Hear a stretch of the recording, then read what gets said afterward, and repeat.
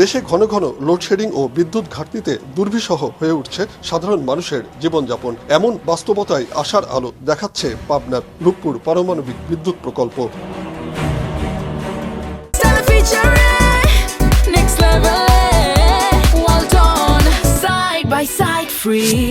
তবে শুরু থেকেই এ প্রকল্পের নিরাপত্তা নিয়ে ছিল নানা শঙ্কা ও গুজব। রাশিয়ার আর্থিক ও কারিগরি সহায়তায় বাস্তবায়নাধীন এ প্রকল্পে রয়েছে 4 স্তরের নিরাপত্তা বলয়। একটি সিস্টেম ব্যর্থ হলে স্বয়ংক্রিয়ভাবে চালু হবে আরেকটি।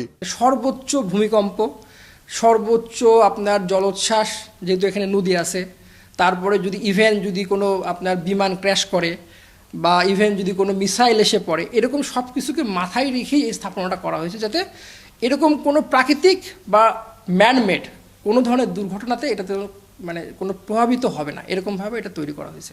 আন্তর্জাতিক অঙ্গনে ইন্টারন্যাশনাল কনভেনশন স্বাক্ষর করেছে। একটা হলো সেফটি কনভেনশন, একটা হলো security convention, emergency management convention এবং নিউক্লিয়ার সেফগার্ড কনভেনশন।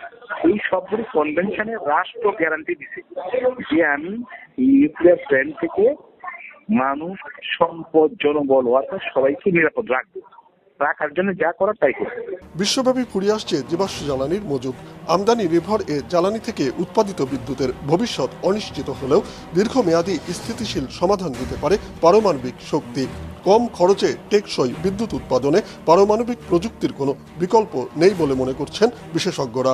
পার ইউনিটে যে ইলেকট্রিসিটি কস্ট, সেটা অন্য কম্পারেবল যে আমাদের যে এক্সিস্টিং যে টেকনোলজি আছে, যে এনার্জি সোর্স আছে, তার চেয়ে কম। তৃতীয় হলো, আমরা অন্য দেশের মুখাপেক্ষী হয়ে থাকবো না জ্বালানির ক্ষেত্রে। সুতরাং আমাদের কোনো দেশের মধ্যে যুদ্ধ যদি লাগে, তেল যদি বন্ধ হয়ে যায়, সেক্ষেত্রে আমাদের এই ইলেকট্রিসিটির যে প্রোডাকশনের ক্ষেত্রে আমাদের কারো প্রতি নির্ভরশীল হয়ে থাকতে হবে না। রাশিয়ার পরমাণু সংস্থা রোসাটমের সহায়তায় এই কেন্দ্রে প্রায় 5,000 রুশ নাগরিক সহ প্রায় 18,000 কর্মী দিনরাত কাজ করেছেন। বিদেশি বিশেষজ্ঞদের তত্ত্বাবধানে গড়ে উঠেছে দক্ষ জনবল, যারা ভবিষ্যতে নিজস্ব প্রযুক্তি ও সক্ষমতা দিয়ে এ ধরনের প্রকল্প বাস্তবায়নে গুরুত্বপূর্ণ ভূমিকা রাখবে বলে আশা করছেন সংশ্লিষ্টরা।